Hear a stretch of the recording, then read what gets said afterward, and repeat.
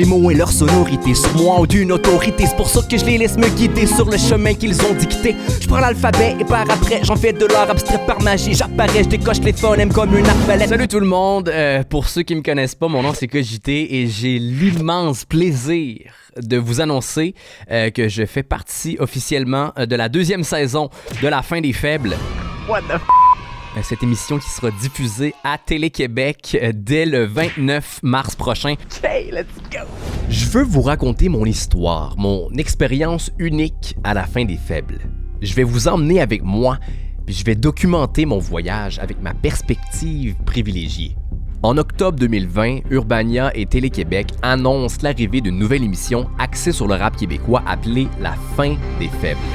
Ça se trouve être une version adaptée pour la télévision québécoise d'une compétition internationale connue sous le nom de MC Challenge End of the Week.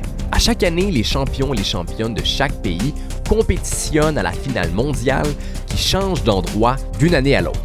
L'organisation End of the Week est née en l'an 2000 à New York et elle est présente au Québec depuis 2011.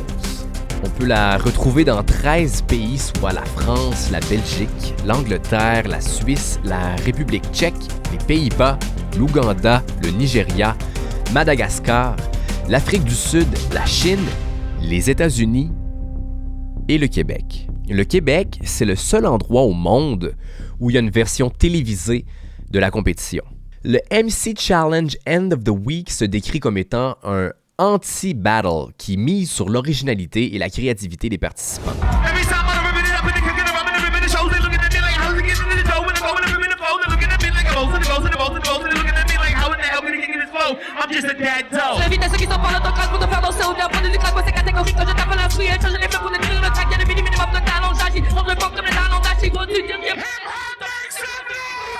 J'ai peur de personne, attendons baisser. À cette cadence, c'est des parents, car les garants, je les ai. Ouais, c'est navrant dans mon avant, mais fais pas trop me biaiser. Ni dès qu'il a nié, il ne gagne vraiment pas le temps de niaiser. Se traduisant par la fin des faibles, ça consiste en des épreuves basées sur des règles précises. Ça se déroule en 5 épreuves. Le texte libre, l'improvisation, l'acapella, le MC versus DJ et le cercle. Chaque épreuve comporte ses particularités et ses difficultés, puis le but c'est d'obtenir le plus haut score à chacune des épreuves pour avoir la meilleure moyenne qui permet d'obtenir la victoire. Les scores sont octroyés par des juges. La première saison télévisée de La Fin des Faibles a été décrite comme étant un succès. Ça a même été la 2e émission la plus écoutée sur le site de Télé-Québec après Passe-Partout.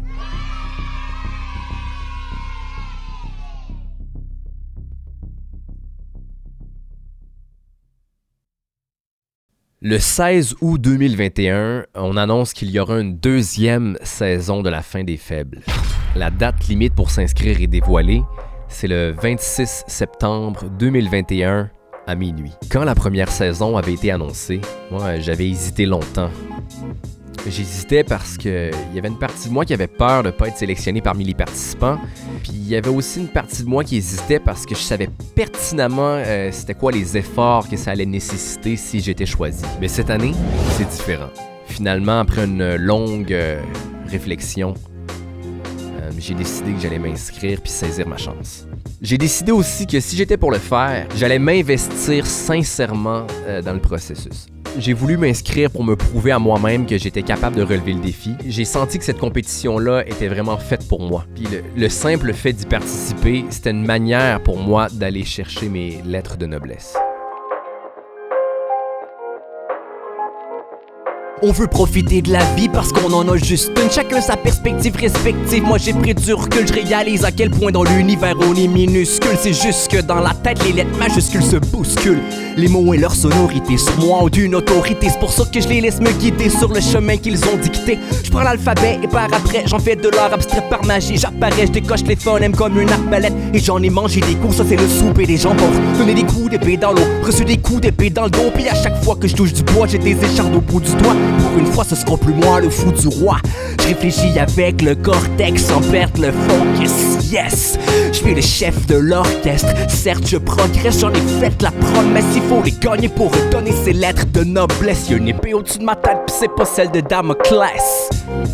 Non, c'est celle de la noblesse. Y'a une épée au-dessus de ma tête, pis c'est pas celle de Damoclès. Non, c'est celle de la noblesse. Moi, je rappe depuis environ 2008. Ça fait déjà un bail.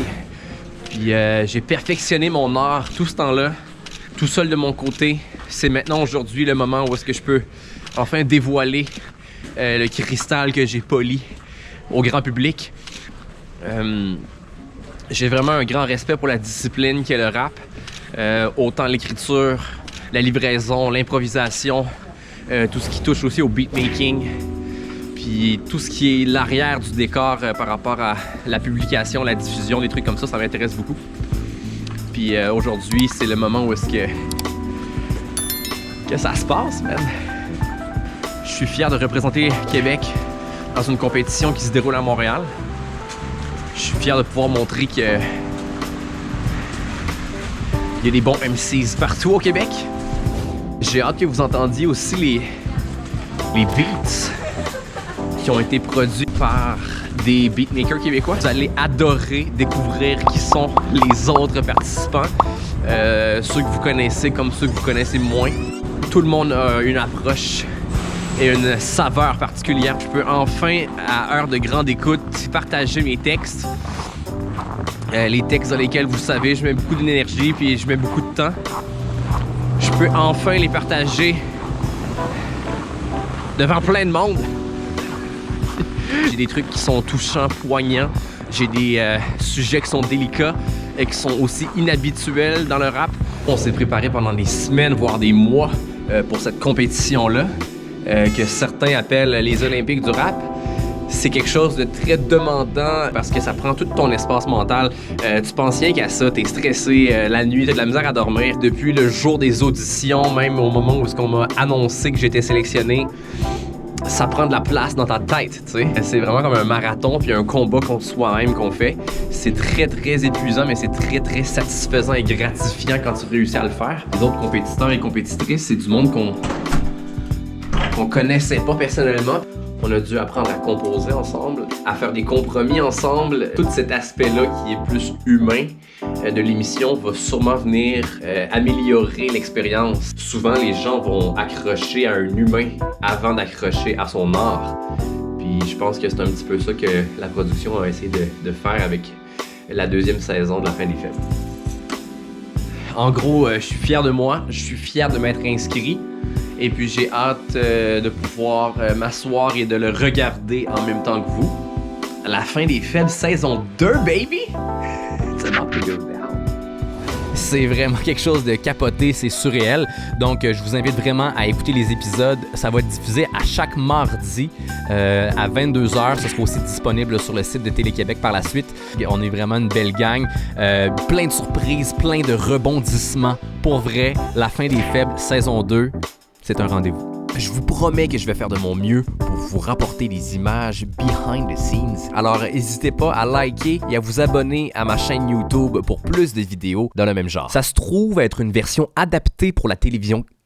Okay. Ça se trouve être une version adaptée pour la télévision québécoise d'une comédie. Shit, PY, j'étais avec toi, mon gars. It's about to go down!